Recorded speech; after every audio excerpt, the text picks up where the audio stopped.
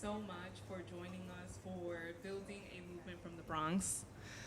This is a theme that we chose to kick off our 7th anniversary and the fellowship campaign.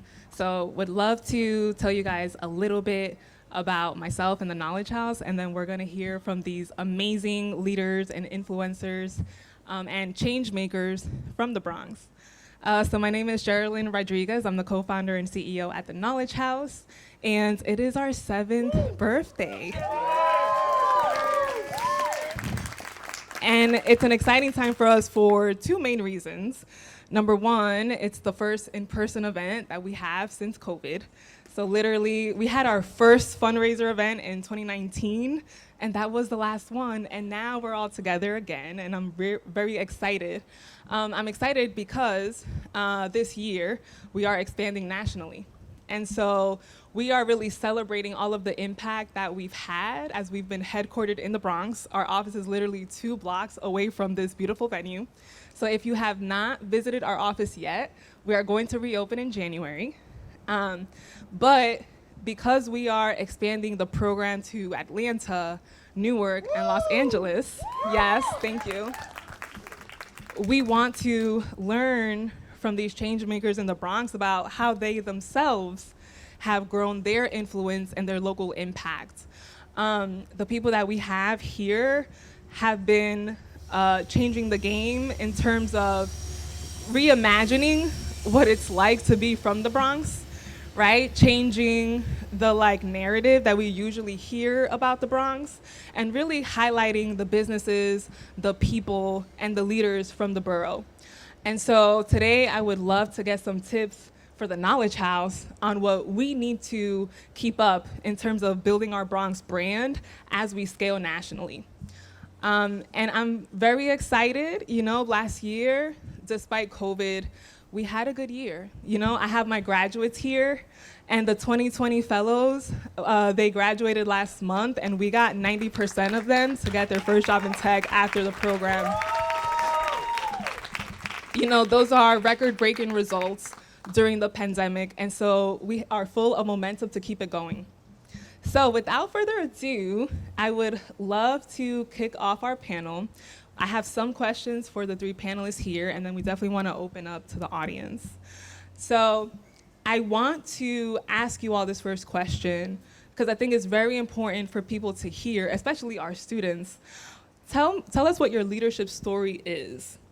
And how did you get to where you are today, and what has your impact in the Bronx been? Hello, hello. Can I get a yeah? Round of applause to the Knowledge House. 7 years. What's up, man? That's a long time. That's a long time. Congrats, Knowledge House. Jerelyn, amazing work. And applause for the amazing panelists out here. Rosa, Michael, Blake, making it happen. You already know. Amaurys Grullon, Bronx Native. Thank you, and thank you for having us. For me, honestly speaking, I had to grow into the leadership role, right?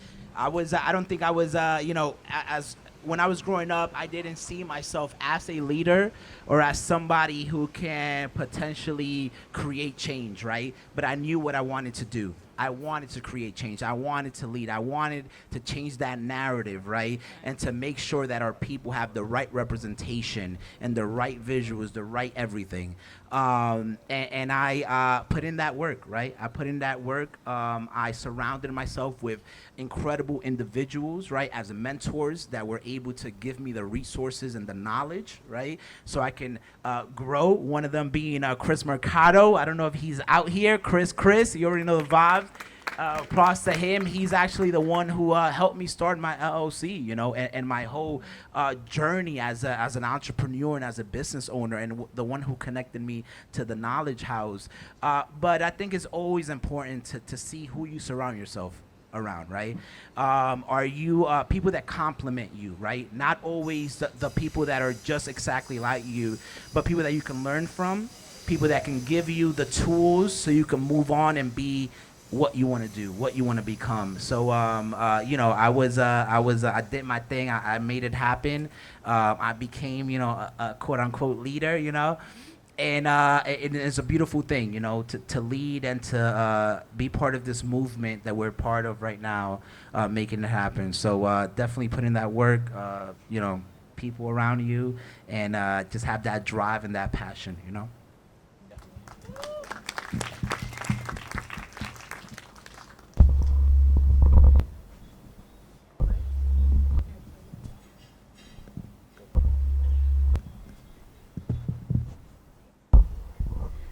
Good? It's me. It's me. It's me.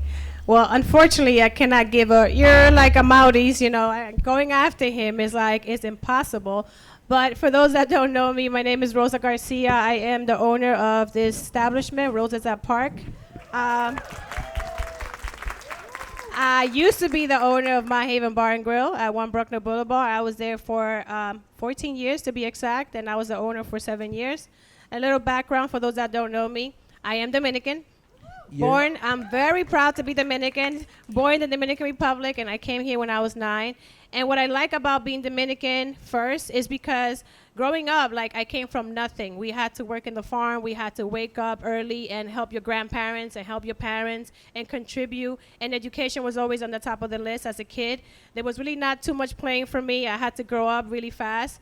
And I like the fact that coming from nothing and then being where I am now, I'm very appreciative and very, and I owe it all to God. Everything that I know right now, I self-taught myself. I went to school.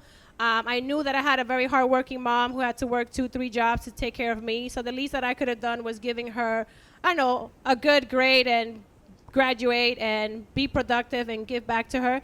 And I love the fact that I came into the Bronx, and I've been using this platform, being in the Bronx, to give back to the community. And I think that's what I love about being in the Bronx. Everywhere that you go, you know when somebody's from the Bronx, because, excuse my French, but we just don't give a fuck. We are who we are. We come from where we come from, and we work hard to get what we have. So sometimes if we're a little bit cocky and we're very confident, it's because we busted our asses to get to where we are today. And it's not easy. It's not easy being a woman. It's not easy being Latina. It's not easy being from the Bronx, but we make it happen. And what I like about being in this panel, everybody here, our focus is always the Bronx. Everything we do is with the Bronx in mind. And we just want everybody here to grow. We want any connections that we have, we want to keep passing them along. And I just love to be part of the Bronx community, especially the My Haven community. Yes, I was kicked out of my last establishment, but now I'm here. And what I love the most is not just establishment, but the fact that I could still stay in the Bronx. And thank you, everybody. Yeah. Yeah.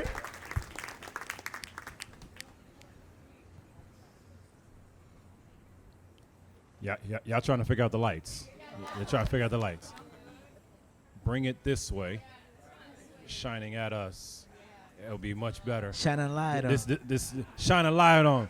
Hey, shine a light on them. Hey, shine a light. Clap it up. Clap it up. Shine a light on them. Bring it close. Shine a light on them. Shine a light on them. No music. There you. I know. There we are here. Sound and lighting. Thank you, DJ Wawa. You already know. Thank you. There we go. I got y'all. I'm the darkest one up here, so I need the light right now. So I'm just out here. I'm real clear on that flash right there. What up, everybody? How we doing? Everybody? First of all, Jerelyn, we respect, we honor, we salute you, Queen, for everything that you're doing, for making the Knowledge House what it is, and it is changing the game, not just here, but across the country. Let's clap it up for Knowledge House, first and foremost, everybody. And, of course, to Amaurys and Rosa, who are just absolutely transforming what's happening all day, every day. It's a blessing to be. It's always good to do panels with friends. Because I say this often, leadership is lonely, right? So when you can actually do things with folks who you rock with, it makes things better. My name is Michael Blake. For those who I don't know, I'm Bronx all day, every day. I'm a Crested and Burnside kid. I went to PS 79, 118, DeWitt Clinton. Okay, we got some governors out here. There we go. We got governors out here. That's what's up right there. Left, went to Northwestern University. Families from Jamaica first want to go to college, and then Had the opportunity. Where Yardman, where you see it? No, all right. Let me. I'm gonna behave, Jerelyn. I'm gonna behave. We're gonna turn up out here, and had the blessing to work for President Obama for about 7 years, and then I came back home because to me, it was essential to show these young cats on the block that you can grow up in the Bronx and work at the White House and come home. And had the opportunity to be elected to office for 6 years. I was vice chair for 4 years nationally in the Democratic Party, and now have my hands in a few different things, serving as the first ever president of Next Level Sports and Entertainment. We have never had a sports TV network that is owned by people of color until now. Next Level is, if you have Verizon, you have AT&T, you have Dish, you have DirecTV. We're in 21 million homes across the country and 101 million homes across the world. We're in negotiations to expand with that. We just did a deal with Zingo, so we can have a streaming service that's going to call Your Next. Because at the end of the day, you can have all the great content in the world, but if you don't own the distribution, it doesn't matter. We're leading the social justice program at Monroe College, leading that effort. Monroe College is graduating more black students and is number 3 of Latino students of any college in New York State right now. Every time my brother starts saying something, now a train gonna show up right there. You know what I'm just saying? And at the end of the day, you know, equally very focused in politics, and our company is Atlas Strategy Group, because at the end, we say regularly, it's about bringing equity and justice to scale. You know, we have to be the ones that change the game for our people. And so whether it be for people of color or for women, when Jerelyn, to your question about why we're doing this work, I am sick and tired of people disrespecting the Bronx. And we have to do more, right? So when Amaurys is doing Bronx Native and showing what happens when we represent our people and our culture, it sends a message. When we can be at events here at Rosa the Park, it sends a message. When we can talk about what's going on in politics, it sends a message. What Knowledge House is doing to change the game around technology and training, it sends a message. So at the end of the day, we're all out here because it is time for us to control our vision. Thank you so much for that. Literally, what each person says resonates with me so much. You know, the reason why I started the Knowledge House and because I thought it needed to be in the Bronx was because I grew up with a bunch of people talking about negative things only about the Bronx. And I was like, the Bronx raised me. So if I can make it in the Bronx, anyone can make it in the Bronx. And so it is my duty personally to uplift the borough. And that came out in everything that you all said, right? Being important to stay in the Bronx, coming back to the Bronx. I want to ask each of you, what was your aha moment where you realized, wow, people are starting to follow me, right? Like Amaurys, you said, I became a quote unquote leader. Tell us about that story. When did you have that realization? Yes, indeed. Yeah, I think for me, that moment came when, you know, honestly, for me, Bronx Native started as a passion project, right? Something that came from the heart, just how you said, you know, born and raised here in the Boogie Down Bronx. My whole life heard that the Bronx is ugly, the Bronx is dirty, this, that. But I believe the Bronx is the most beautiful place on earth, right? Are y'all beautiful? Let's get it. We fucking gorgeous, all right? So, you know, I wanted to represent the BX in the proper way because we've been doing this, right? When we talk about hip-hop, salsa, doo-wop, our culture, our history, all of our peeps, man, we are on this, the culture in general, right? So, you know, we started Bronx Native as a passion project, you know, generally just to create merchandise that really empowers, right, inspires, empowers, and really represents our peeps and our history and everything. And people just started, you know, engaging with it. You know, people started vibing with it, and just our posts on social, you know, our merchandise, and just the events and the experiences that we were providing. And, you know, our shop, our brick and mortar, which is on 127 Lincoln Avenue, not too far away from here, it started as a pop-up shop. So essentially it was a test, right? It was like, are we able to have a physical store? And what we did is not necessarily create an apparel store, but create a cultural hub, right? An inclusive space for expression, for entrepreneurship, for creativity, for our people to be us, right? And it's been a vibe ever since. 4 years later, from 2 weeks to 4 years, we're here. We're a staple in the community. We continue to provide a platform for us to be us and to make it happen, right? And it was in the initial stages when we were a pop-up shop that I saw all these people engaging through digital platforms, to physical, coming to the shop, supporting, showing love. And I said, wow, I think we got something here, right? Essentially, we were really solving a problem. And the problem was that there was no representation in the streetwear realm, in the fashion. We've already created, the hip hop is the #1 genre in the world, right? But do we have equity, right? As Michael Blake was saying, do we have equity? Do we have ownership? And that's what essentially we're trying to do, right? Have ownership and control the narrative and create our own narrative, so yeah, I had that aha moment when we were a pop-up, when we were collaborating with My Haven, Bar and Grill with Rosa, making it happen, in the vibes and the journey. And it is definitely a vibe. This is only the beginning, and it's been incredible. Thank you.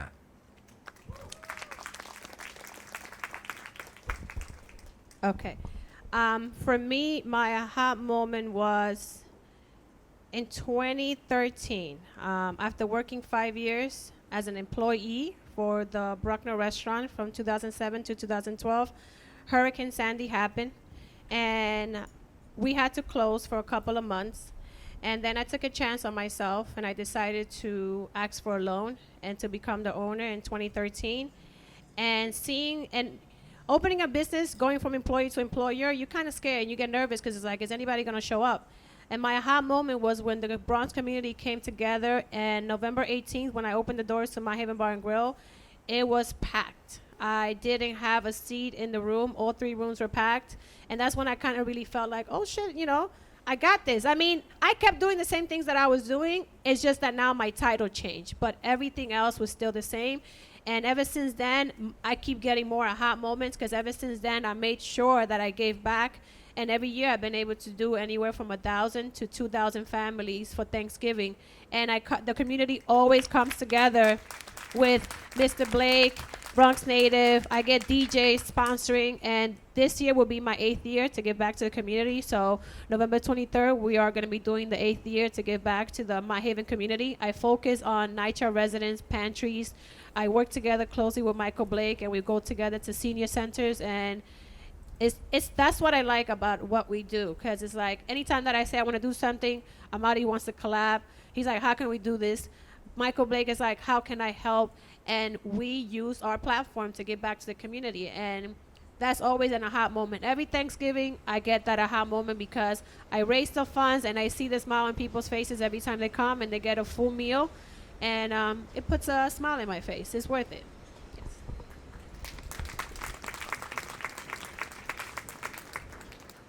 And we should support Rosa for the Thanksgiving event. So individuals and or companies, y'all should be supporting, because if we're going to give back, we all got to be in this. It can't just be Rosa and Franklin and Juan and the team here. We all got to be getting down on that. I'll give, there was 2 life moments that led to an aha moment. And, I talk about this very openly, and I'm very transparent about it. So I almost died twice. I was born Christmas night in North Central Bronx Hospital with a heart murmur. I was at the NICU for 3.5 weeks.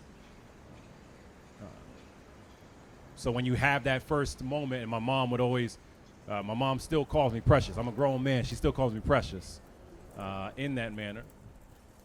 And then in 2001, I fell asleep at the wheel coming back from Northwestern. And if it wasn't for the amount of luggage in the car that literally weighed the car down, I go over the cliff in Pennsylvania. When you have that context where straight up on 2 different occasions, if nothing but God is the only reason I'm still here, when people ask me why I work so hard, because I'm real clear. I'm grateful for every day I get. Every day. I don't care what's going on. It could be raining, wonderful day. People wilding out, wonderful day. No heat, wonderful day. No food, wonderful day, because I'm alive. Right? And the aha moment was for me in 2005. So I was working at a TV station at Comcast Sports in Chicago, and I didn't feel like I was helping enough people. So without my bosses knowing, I started interning twice a week for a state senator named Jeff Schoenberg. And on a Monday, a woman walked in Evanston, and she said, if you don't help me, I'm going to lose my house, which resonated for me. My mama was homeless in Jamaica. She slept on church pews. When we were growing up, we sold dinners on Saturday afternoons to pay our rent at 2095 Creston. So when I saw that mom, I saw my family. And we helped her keep her home. And that, for me, was that turning point, because being able to do that, it showed me the power of politics when it's done correctly, right? Don't get distracted by the bullshit you see on TV, right? Like, that's 5% of noise. 95% of us that are trying to do it are trying to do the right things, right? And when you ask me aha moment, there is literally nothing that will happen in your life that is not impacted by policy. Nothing. And so I've never understood why people say, I don't want to be involved in politics. That doesn't make any sense to me. So the aha moment for me was I saw this woman that we helped her keep a home. And like, that's the reason why we should be doing this. Like, we should be giving back. And that was in 2005. I remember that like that was yesterday. And that has stayed with me. And, you know, to that point, finally, when we were on the re-election, there was a man named David Seamus who always would say to us, find your why. And if there's nothing else you remember, anything else I say, remember that, find your why. And he would say that almost every day on the campaign, because he said, like, at the end of the day, if you find your why and you communicate to someone about their why and they think about their why, that's when they stay focused, right? That's when they stay connected. And for me, my why is I am tired of how institutional racism has destroyed our communities. And if we are going to be serious about what keeps me going and what keeps us going, right, we need Rosa to be successful so that there is another Rosa. We need Amaurys to be successful so there's another Amaurys. We need Jerelyn to be successful so another Jerelyn. And like, if we think about it that way, that's how you change the game. Let's go. I'm like getting chills. Well, because y'all are talking about empowering other people so that the impact here is sustainable. You know what I mean? And that's literally what we're doing at the Knowledge House. It's about empowering our young people to become leaders in tech. And I love that you all talked about ownership, community ownership of a culture brand, clothing, right? Owning a restaurant. We have some questions from our co-hosts, which are here. And our co-hosts, these are volunteers that have helped us fundraise, get attendees to our events. And one of their questions is, and anyone can answer this one, what is the biggest roadblock to generating wealth in the Bronx, and how do we overcome it? And y'all started talking about it a little bit, but like, what does that look like?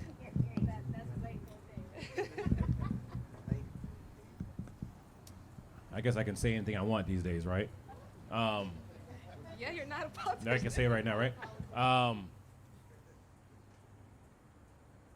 White supremacy. If we're going to be very honest about that. And people get uncomfortable. I talk about race very directly, and I teach about this regularly. And this is why it's relevant to the question. The same Park Avenue we are on is literally the same Park Avenue in Manhattan. There is no break. These are institutional policies that have been put in place for centuries so that black and brown people couldn't succeed. Things don't just happen by chance, right? And so when we talk about the interconnectedness, I want to be very clear, and I want to make sure people internalize this. I'm not saying that every single person is doing something wrong, but when we talk about supremacy and the structures that leads to, that leads to a scenario where schools are not getting funded the way they should. That's leading to public housing not getting the money where it should. It leads to a scenario where you're trying to figure out during a COVID pandemic that black and brown businesses are not getting access to the payroll protection program, but businesses literally downtown are getting millions of dollars because they knew who to call ahead of time. It leads to a scenario where folks are talking about building of jails and communities, but they don't want to build schools, and they don't want to build businesses, and they don't want to give you environmental protections. And so when we talk about the opportunities, and I see our new Assemblywoman, Udelka Tapia, just walked in the building right there. Shout out to Udelka in the 86th District right there, right? Like, what's stopping us from generational wealth, and I don't want you just to make money. I want generational wealth, right? Like, you just getting a check is irrelevant to me. You missing the game. I want you to think about equity. I want you to think about ownership. I want you to think about where you can't even understand how many zeros you have. That happens by changing of structures. And I go back to the dynamics of it. We need alternative access to capital. You cannot go to just traditional banks. It's not going to work. It's never worked, right? It's the reason why all of my business money goes to Springbank, because I'm real conscious of who gets my money, right? And how do we change policies that lead to scale? So, last concrete piece on this. The infrastructure bill that is being discussed in D.C. right now, it has reparations potential if we are disciplined on this. Because we're talking about billions of dollars going to communities of color from the federal government for multiple years. We all have to then say, how do we make sure that the women-owned business gets that? How do we make sure that the Latino business and the African-American business and the African business and the Caribbean business, how it's all aligned within that? Because that's how you make generational wealth. Because at the end of the day, it can't be hard for Rosa and Amaurys to get money from the government. It shouldn't be. And too often it is, because we keep playing these games. So to me, generational wealth is broken when you change the structures that are in place, and when you elect the right people, which is why I'm going to probably run again, is why things matter in that, because we can't keep talking about the Bronx being the poorest congressional district in America. It doesn't make sense. It doesn't make sense. It does not make sense that we are in a scenario where you can go down the block and there are kids that have lead paint and lead water, but they don't have books. So generational wealth does not happen when you become 21 and 25. Generational wealth is impacted when you come out the womb. And how do we put in place the opportunities to change the game for us? Thank you for that. Yes. I know that this conversation is inspiring some of us that want to be entrepreneurs. And that's the beauty about entrepreneurship, like ownership, right? Ownership and impact, because you can provide a service that helps others. But another question for anyone, what tips do you have for, especially my students, right? Like, we got them a job in tech. A lot of them want to start tech businesses. A lot of them want to do consulting.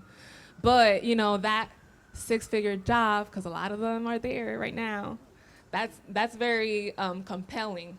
But when it comes to ownership, like, how does that make you feel, and what advice do you have for those that want to be entrepreneurs? Yes. That was an incredible answer, by the way, Blake.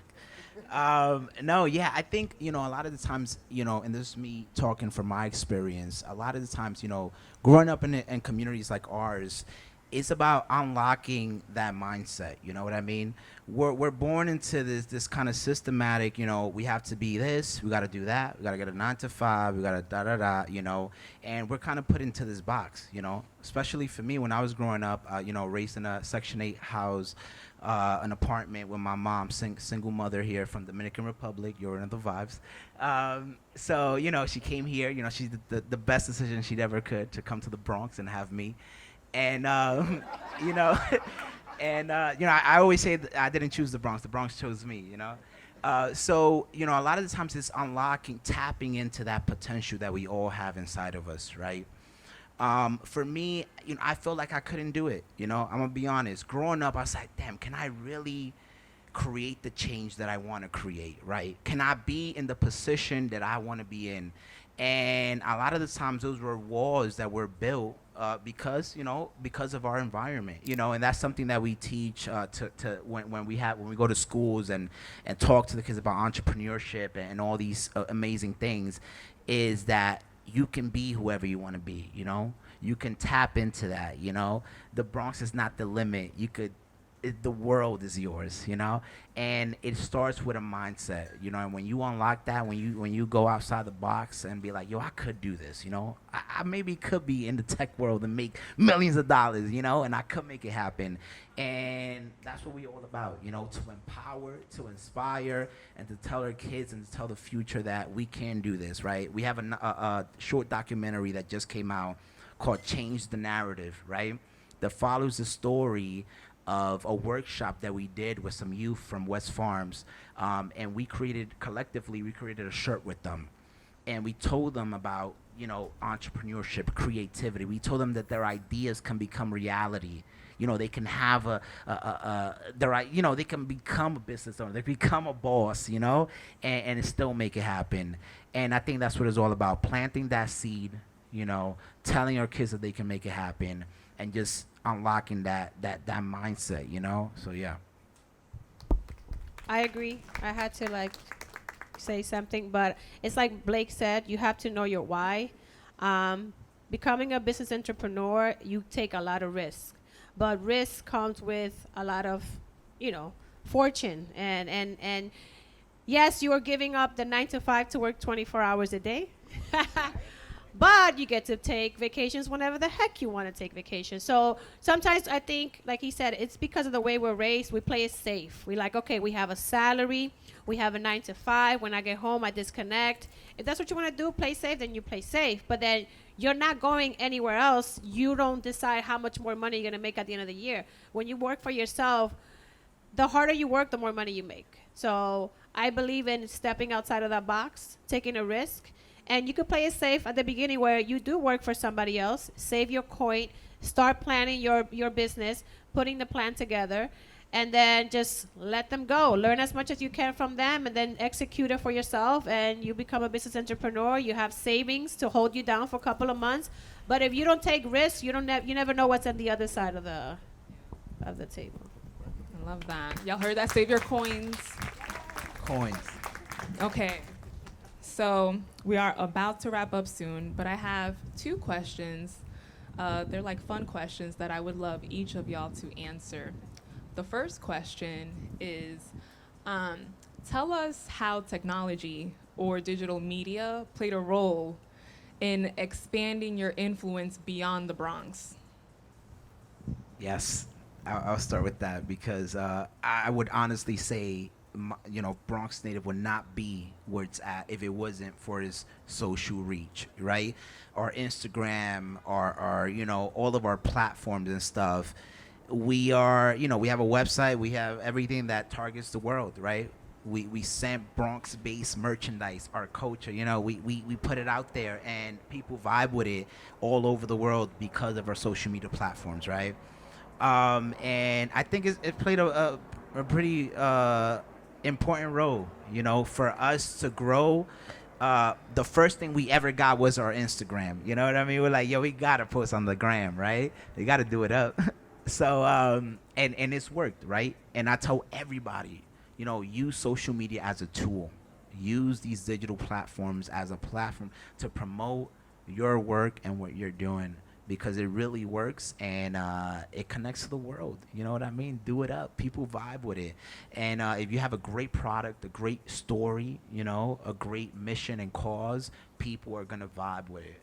And we're a testament to that. We created something that, it's already here. It's the BX. The Bronx. Can I get a yeah? What's up? We still awake out here? What's up? So yeah, and it's been a beautiful thing, but we really would not be here if it wasn't for our social media platforms and just for this digital realm that is taken over, right? So just get on that social media. TikTok, that's the thing right now. You already know. Get on that. Cryptocurrency, that's another vibe right there. You already know we vibing with that. And We got someone from Coinbase we moving up. here. Coinbase? I just made my first Coinbase account. What's up?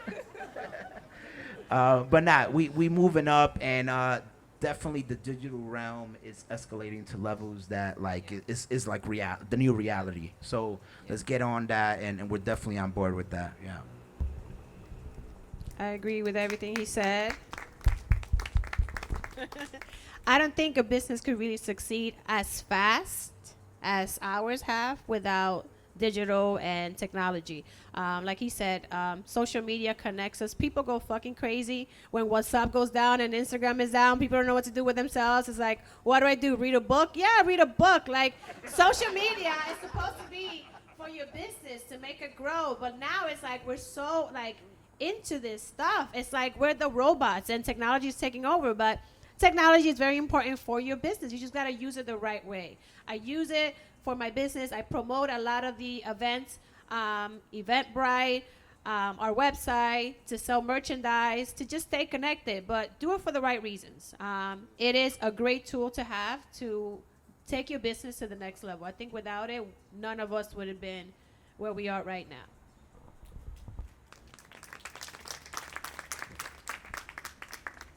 So I'll give two quick data references, and then I'll answer your point directly. So in 2012, for the re-election campaign, we made a conscious decision to use Facebook for good and connecting with voters that were not registered. And so Barack Obama's Facebook friends, and then the first level below that, so the ones you were connected to, we were able to be connected to 94% of the US Facebook population. Okay? And we then used that to send messages to anyone that in the voter file said was not registered to vote. So we were just moving at a speed faster than the Republicans could. Right? One. Two, we talk about the Bronx. You know, one of my closest friends, he's Derek to me, but for the world, he's D Nice. Right? And you think about when he started Club Quarantine, now he talks about it publicly now. The first few times he was doing it because he was just chilling at the house and he needed a mental break, right? And then all of a sudden you do this IG party that has 100,000 people there. COVID has led to a lot of loss, but let's also be clear. Life has changed forever through technology because of now what has happened with COVID. Right? Hybrid education, how we telecommute. People are not going to be going downtown working 5 days a week in a commercial building. That's just not going to happen anymore. And so in that manner. So now, how do we use tech for good? I'm going to give two specific examples in terms of things that are practical for the community. So Monroe College, we have a social justice course that we're teaching twice a week. We do it completely virtual on Blackboard. We don't allow any student to fail. This is for any high school student across the city to participate within this, in particular juniors and seniors. And why do we do this? Because for those of us that care about civics, we had Schoolhouse Rock back in the day, right? And so in that manner, let this be the 2021 Schoolhouse Rock so they can understand what's going on with government. So we're using technology for good. So I say that to say that we've announced a program called a presidential partnership that any student that gets into Monroe that their family makes less than $70,000 will go to Monroe for free. Okay, right? And so like straight up on the tech side, anyone wants to rap with us about that, we can rap on that. Second, on Next Level, what we're doing with the TV network. You know, again, I think we were sick and tired of watching black and brown athletes on fields, and you had white male owners that were pretty much saying we're gonna make all this money. So let's get creative in how we use technology for good. So I don't want you just going to home and watching ESPN. I want you to go watch Next Level. I want you to go find NLSE.com. I want you to find us at itsnextlevel.com and It's Next Level in our social media. Why? Because they're not going to brag on themselves. I'm going to brag on the three of them. What Rosa does in her top of the mornings on IG gets people's attention and keeps people focused. When Amaurys is saying, yeah, it's getting people's attention. When Jerelyn had French Montana come to Morris High School, it gets people's attention. And I say that to say, when you ask about technology, we have to make sure that technology is consistently doing things for good. I could care less about your tweet if your tweet just stops there. I could care less about your Facebook posts, what you do on IG. It should be a call to action that gets people to do something more. So before we leave tonight, make sure folks know who's doing what, so that then you can use that message and send that message and tell more people how technology can be used for good. Thank you. If anyone in the audience wants to ask any questions, we probably have time for one or two. Okay, so we will get you to ask your question. I'm gonna ask one final question before we hand it over to the audience. In the next 5 years, what are your goals? So what's next for you? And then how can we help? So we got voting for Blake, watching Next Level, right? Coming to Rosa's at Park and buying Bronx Native merch. How else can we help? Yes, and thank you for this incredible job, with everything you guys are doing. For next 5 years, that's a long time. Yeah, man, we're honestly, for me, as Bronx Native, we want to become the Bronx, the representation of the Bronx, the right representation. When people think about the BX, Bronx Native, the merch, the events, the community engagement, we want to truly capture and encapsulate what it means to be from the BX, from the boogie down Bronx, from the vibes, we here. So, we really want to continue to push the limit in that. And also, how do we continue to provide, elevation to our peeps, uplifting our Black and brown communities, uplifting, all of our disenfranchised communities that hasn't, coming back to the term of not getting the right resources, right? And we've dealt with that during the pandemic, right? When only 1% of the money was allocated to the BX, from the city money that was going out. And we want to provide overall a better lifestyle for our people, a better future, and ultimately change the narrative, right? And make sure that everyone here in the Bronx knows they can make it happen in the Bronx. They could be whoever they want to be. They can do whatever they want to do, and they can give back, and have that synergy and have that community sense that I think is only alive authentically in New York City, in the BX, right? I walk down the street and I smile at my neighbor, at my friend, at my peeps out here, and it's an incredible feeling, and I want everybody to feel that, So we just want to bring the Bronx and our people to where we need to be, right? Coming back to equity, ownership. We need more founders, right? We need more people with ideas to make it happen. And it's a beautiful thing to be a part of this movement and make it happen, with friends and family, people that we've known for a long time. And I'm very excited about the next 5 years. You already know. Yeah.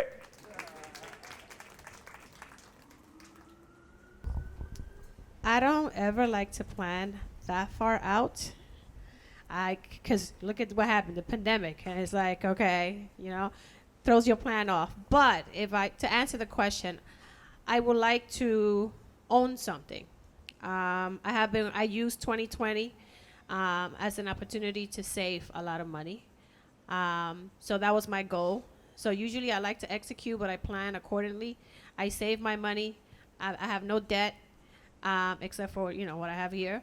But I wanted to make sure I don't have any debt. I want to make sure my savings account is good. And I want to just leave some kind of legacy for my girls. I have 2 girls. And I want to own something. And I want to leave something for them. And at the same time, in the next 5 years, I have been blessed to be able to help people around Thanksgiving. But if I could do it more often throughout the year, that's like a goal of mine to do, to stay here and just continue to work within my Haven community. And maybe open another location. So that's the goal, 5 years.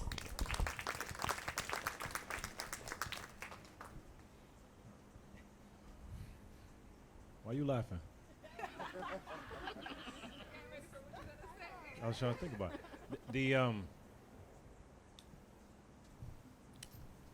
One of my mentors said that whenever you're asleep, someone else around the world is trying to beat you. And so whenever you're asleep, someone else around the world is trying to beat you. Okay? So in 5 years, the World Cup comes to the U.S. again. And it's going to be U.S., Canada, Mexico. Someone actually asked me this on a panel a few months ago. And what I said is, think about what's that one thing that you want the world to know about you when the world is paying attention in 2026. Right? So Rosa says she wants to own something else. So we need to support Rosa to own something else. Right? Jerelyn said at the top, they're expanding to Atlanta, LA, and Newark. So who do we know in those other 3 cities? Amaurys is real clear. Let's figure out how we expand Bronx Native over these next 5 years. And so I think it's impossible for us to figure out a specific thing you want to make happen. As Rosa just said, like, we just had a once-in-a-generation pandemic. But if you think about that one thing that you want to strive towards. So for me, I think we have to get better at graduating Black and brown young students at all levels, whether it be associates, whether it be high school, whether it be college, whether it be masters. It changes things, one, in terms of 5 years, and two, to Rosa's point, we have to change the game so we're not just talking about renting, but we're talking about ownership. It changes everything in your life. So to the point, I went all in this year and depleted my savings to buy a condo for myself and to build a house for my mom. And because at the end of the day, I went from renting at the beginning this year to now having equity of more than $1 million, right? And like, fear stops us a lot of times. You can't be a person of faith and have fear, right? And so I think for your question for the next 5 years, we have to change that here, because too often we've only been focusing on that. We got to help someone wants to start a business, go help them. Someone wants to buy a house, go help them, because that will help everybody else when we all have more equity. Thank you for that. Thank you. This question? All right. So we just sat here and listened to your journey, and I have a question for all 3 panelists. Is if you can go back and do exactly what you did now, is there anything you guys would change? I would have owned the fucking building on 1 Bruckner Boulevard, okay? I had to go first, I'm sorry I skipped you. But if it wasn't because of not owning, I would have still been in my Haven Bar Grill. So that I would have done differently. I would have not invested 14 years of my life and not owned the building. Yes. I was just gonna say I wouldn't change anything. You know, I'm a firm believer in that the journey is a reward. You know, and every single step of the way made me who I am now, and I love every single day of it. And I love every day. You know, every day I wake up and just make it happen. So I wouldn't change anything.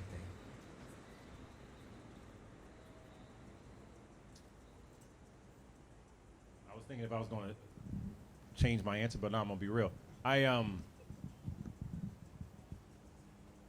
When the pandemic was happening, I think that I think our office was one of the few that showed that we actually were trying to help people during the pandemic. And I made the conscious decision that helping people to eat was more important than winning an election.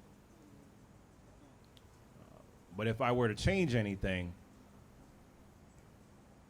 we have to get past the dynamics that exist too often in the South Bronx, where race politics is stopping us from what's best from our people. And nationality as well.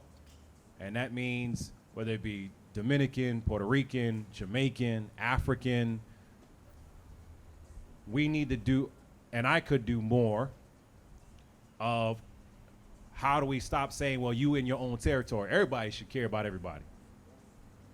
And I think that was something that was very challenging. I don't like to lose. And I think it was less about losing a campaign. It was more about that I think that we're not helping our community the way that we should.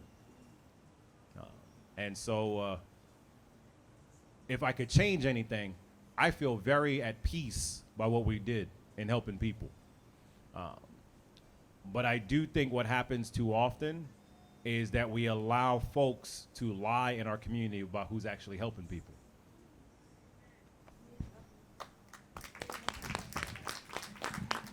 Hi, good evening.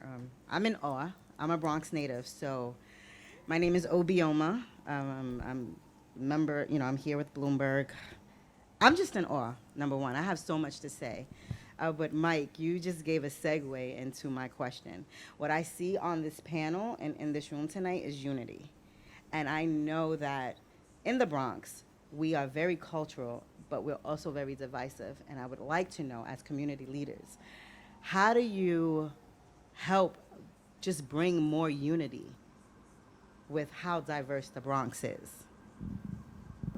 Yeah, I have one answer. Love. Love. That's it. Hit them with love.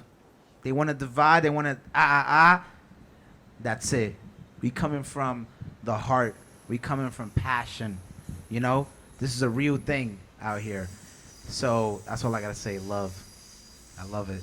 I love that.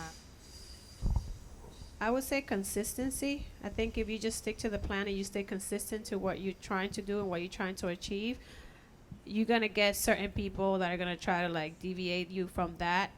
If you stay consistent and you just, like Amaurys has been Amaurys since you met him.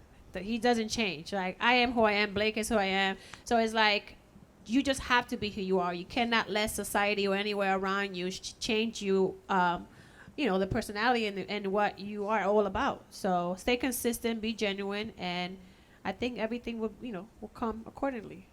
Right, Mr. Blake? See, they're being much nicer than I am right here.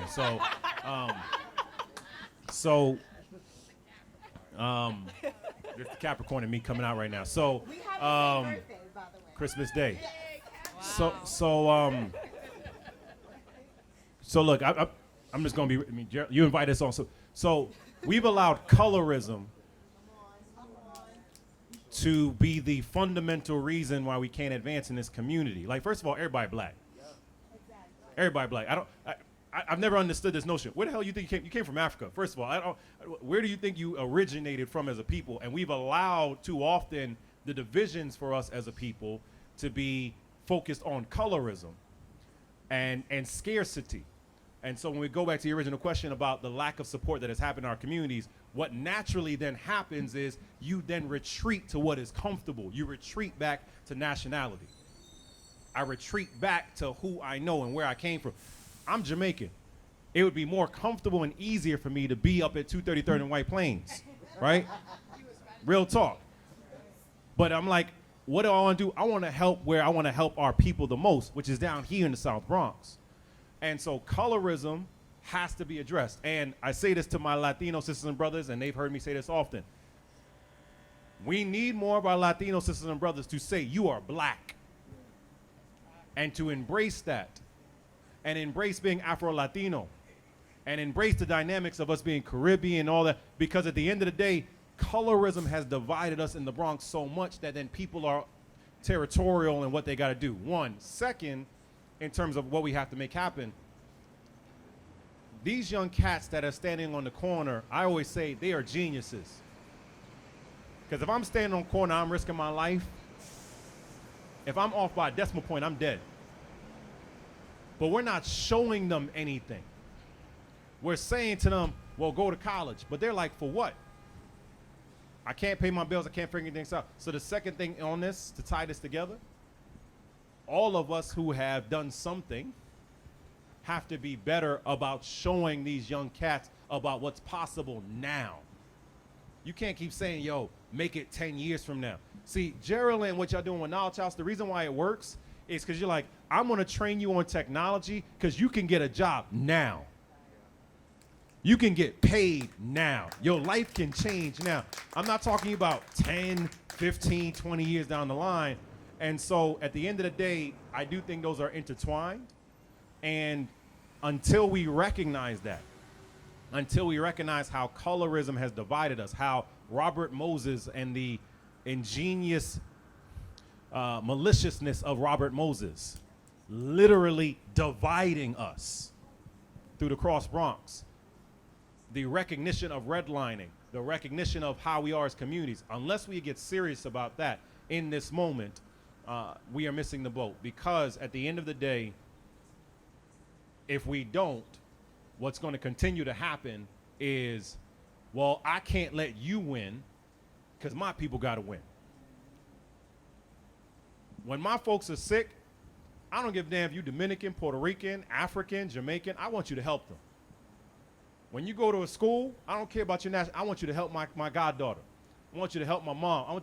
And if we focus on those pieces, then that's how we change the game. But unless we get serious about how colorism has impacted the Bronx in a very negative way, and how we will say we won't allow that to occur anymore, that's what's stopping us from getting to where we need to be.